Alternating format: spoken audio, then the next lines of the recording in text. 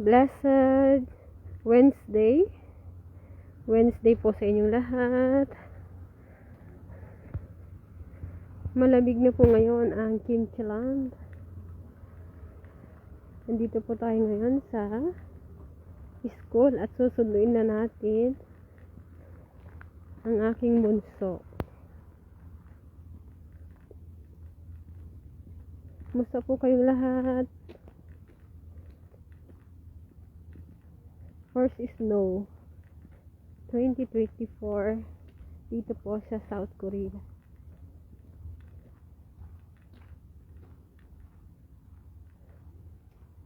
Kumusta po kayo? Saan mang dako kayo nanonood? Saan man po makakarating ang video ito? Kumusta po kayo? Mapagpalang Miyerkules sa ating lahat. Isang malamig at may snow na araw po sa inyong lahat dito sa South Korea, sa Kimchi Land. Kanina may mga batang naglalaro dito, nagsasoccer sila kahit malamig. Ikot-ikot muna tayo sa field. Shout out po sa aming family dyan sa Botolan. Family Bulanhigan. Shout out po sa aking mga ate, sa mga pamangkin, mga bayaw, mga apo. Kumusta po kayong lahat dyan? Mag-ingat kayong lahat. Mag-ingat ka bahan, kakak ko. Ang Kimchi Land po ay puro na snow. For snow. Ikot-ikot muna tayo dito sa nila, sa field, sa school field. So may soccer. Maluwang ang kanilang palaruan.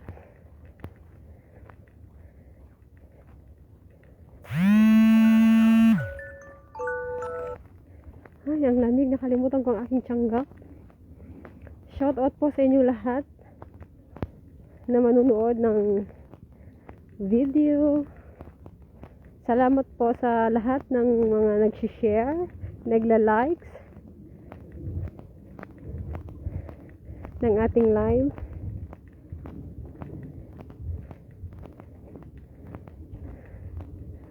Undong-undong muna po tayo. Undong-undong ang tawag sa exercise sa salitang Korean. Ayan ang ginagawa ng mga bata, oh. Gagawa sila ng snowman.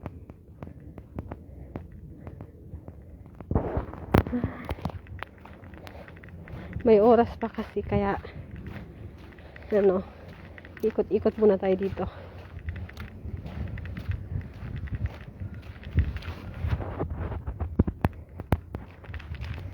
Natunaw na yung ibang snow kasi may kasamang konting ulan.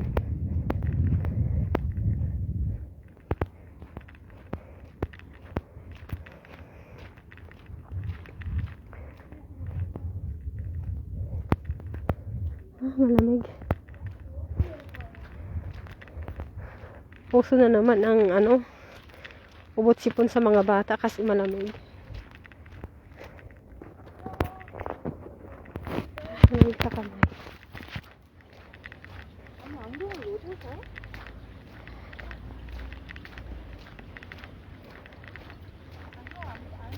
Kumusta po ang araw nyo, mga kapatid? Mga ka-blessed. Blessed adyo mga, kasi pinagpala po tayo ng Panginoon. Pinagpala tayo ng Panginoon sa lahat ng aspeto ng buhay. Bagamat marami tayong nararanasan, natural naman yun, di po ba?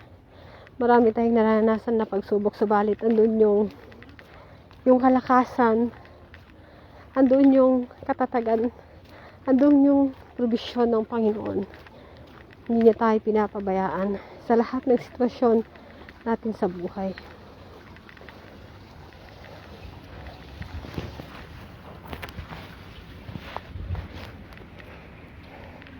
Kailangan lang po nating manatili sa salita ng Diyos.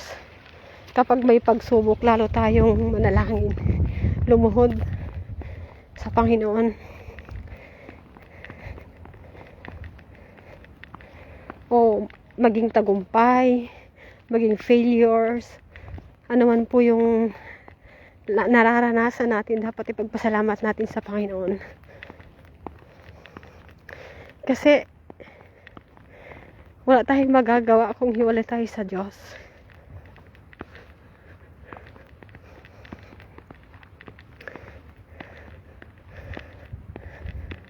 Dito naman tayo sa gitna. Ay, malamig sa kamay. Malamig sa kamay. Ayan yung ano nila, yung library. Yung library nila malapit sa school.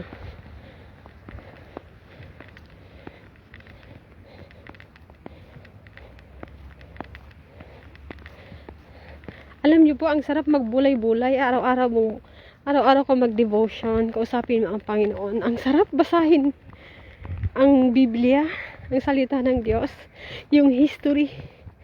Alam niyo po, noong ako'y medyo bata-bata pa lang, nasa Pilipinas, kumukuha ako ng Banigyan. Tapos kinukuha ko yung Bible na ang laki. O yung Old and New Testament.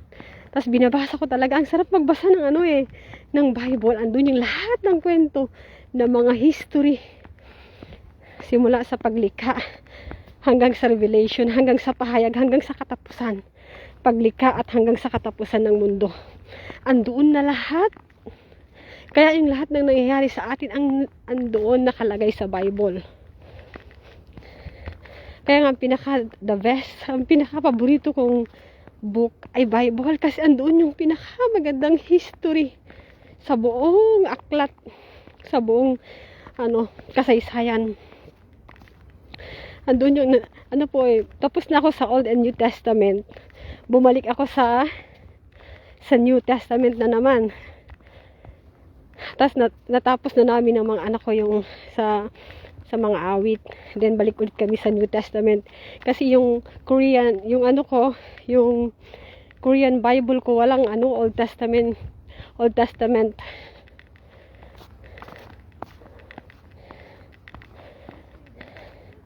Kaya sa ate ko daw meron, kaya kukunin ko yun para pati sa old mabasa ng mga anak ko. Kasi araw-araw din po silang nagbabasa ng salita ng Panginoon habang bata sila. At hindi naman tayo mga magulang, hindi naman tayo dito forever. Hindi natin sila makakasama. Kasi tayo lilipas ang natin lilipas ang ating henerasyon. At ang ating mga anak ang susunod, dapat i-train natin sila sa salita ng Diyos, pagbasa ng Bible, manalangin. Kasi sa paglaki nila, dyan sila kakapit. Kung wala nang mga magulang nila, tangi ang salita ng Diyos ang kanilang kakapitan, ang kanilang pangahawakan.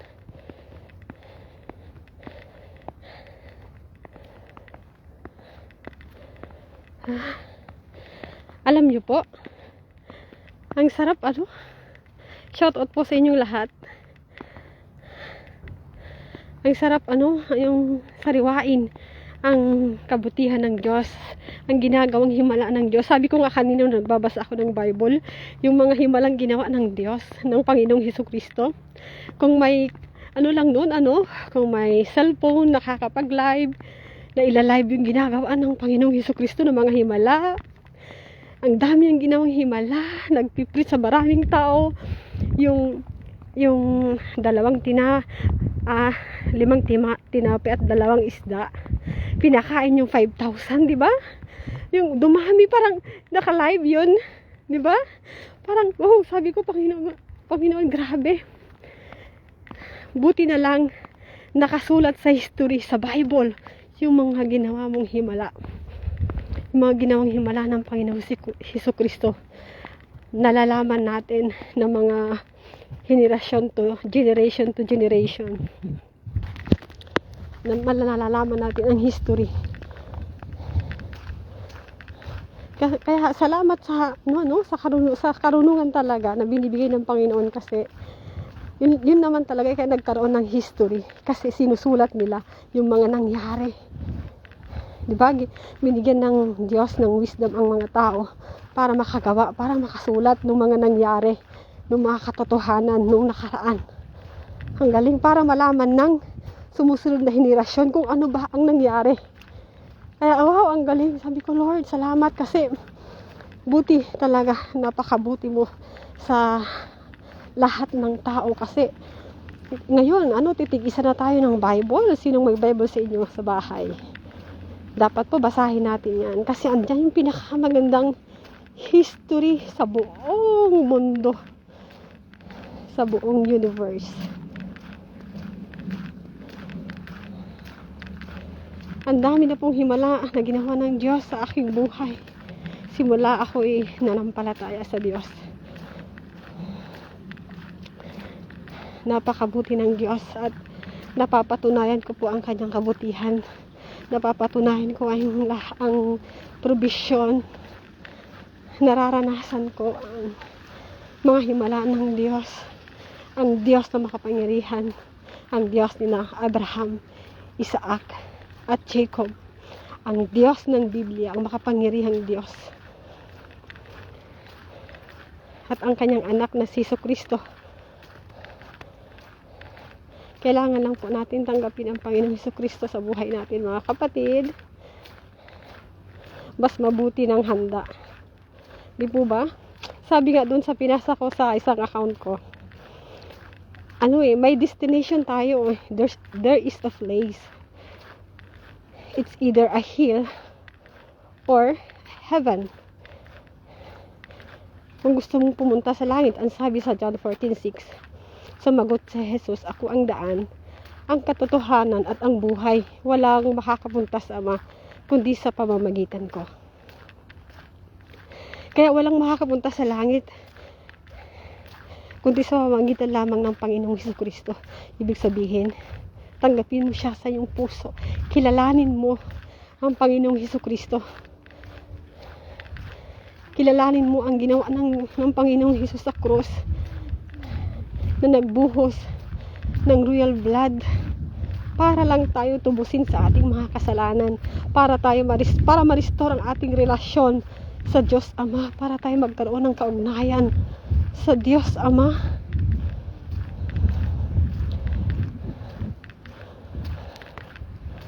Alam niyo po, ang sarap maging mananampalataya. Bagamat maraming nararanasan. Subalit, hindi po tayo iniiwan, hindi pinababayaan ng Diyos, ang sabi sa kanyang mga salita.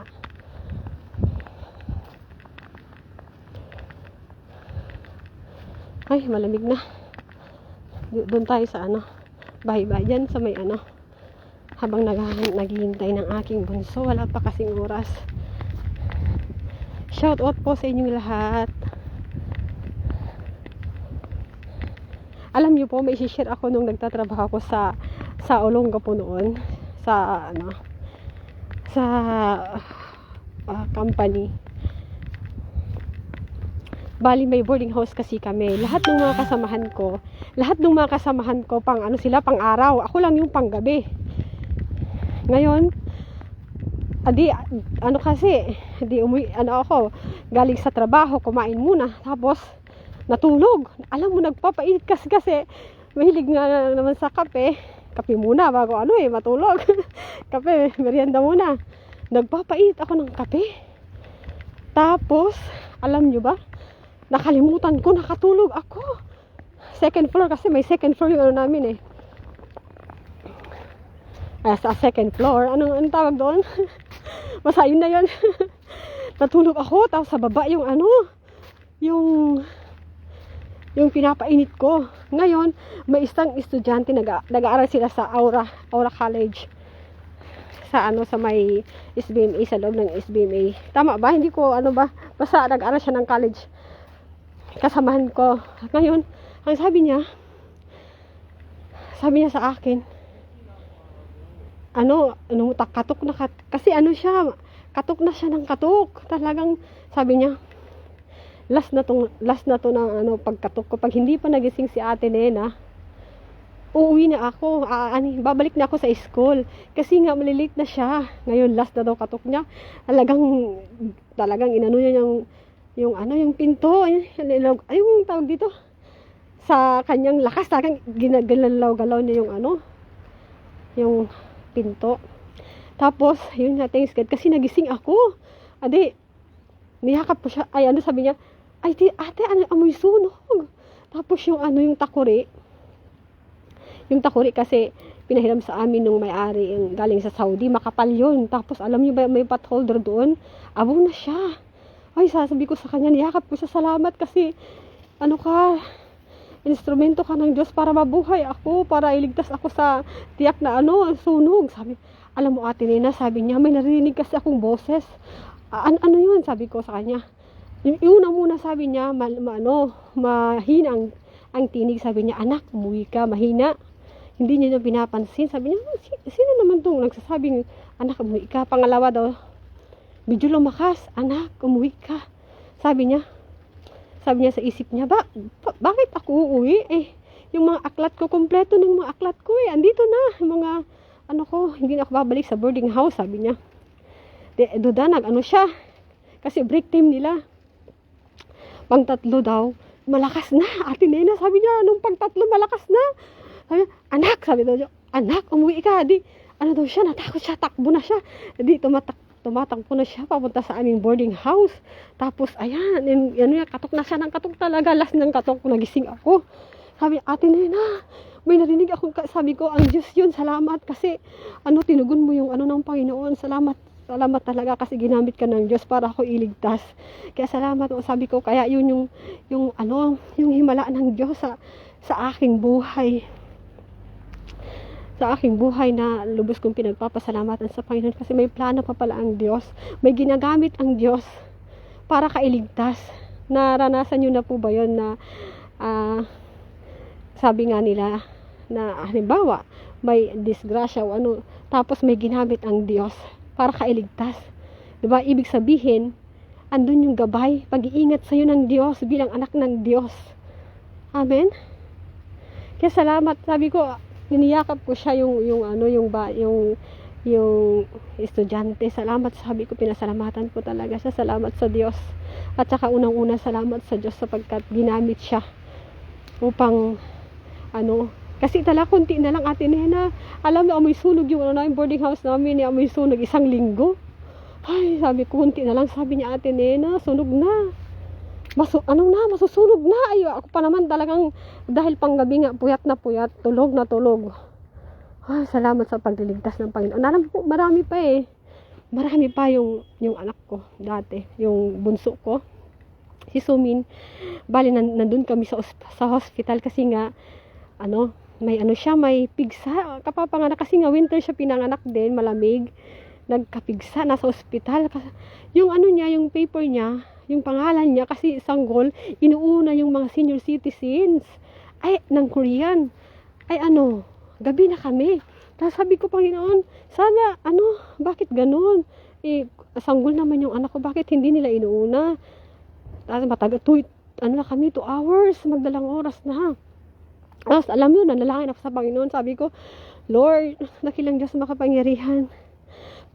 Isa lang nurse na huwag nang tanggalin yung pangalan ng anak ko kasi pag pangalan niya nilalagay ulit sa likod para paunahin yung mga senior citizens na Korean.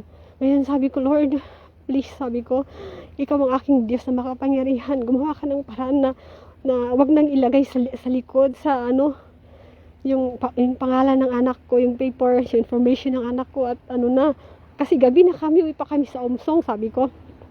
Alam niyo, wala pang 10 seconds. Doktor talaga, lumabas ang doktor. Tapos sabay tingin sa anak ko. Sabi niya, may sanggol pa pala dito, papasukin niyo siya. Sabi ko, Lord. Nurse, sabi ko, Lord, nurse lang. Ang ipinalangin ko na yung papel nga ng anak ko, wag nang tanggalin sa may kasi kung nauna na siya, tanggalin ulit. Tapos, doktor, sabi ko, Panginoon, grabe ka, beyond my imagination talaga yung ng Panginoon. Sabi ko, Panginoon, Napaka ano mo talaga, the best ka talaga, Panginoon. Kaya yun yung ano eh, sabi ko. Tapos alam mo, pinapasok na kami ng doktor. Agad-agad inasikaso kami. Ay, sabi ko, Panginoon, grabe, the best ka. The best ka talaga. Kaya ang Diyos natin ay makapangyarihan. Ang Diyos na sinasamba ni Blessed Adjoma ay buhay at totoo. Ang Diyos na sinasamba ni Blessed Adjoma, ni Nena Limbulanhiga, ang Diyos na sinasamba niya ay Diyos ni Abraham, Isaac at Jacob. Diyos ng Biblia, Diyos na makapangyarihan, Diyos na gumagawa pa rin ng himala. Diyos na totoo at buhay. Kaya, mga kapatid, maniwala tayo at sumampalataya sa Diyos na buhay. Amen. Yun lang po at maraming salamat. Ang ating live. Salamat po sa inyong lahat. God bless us all.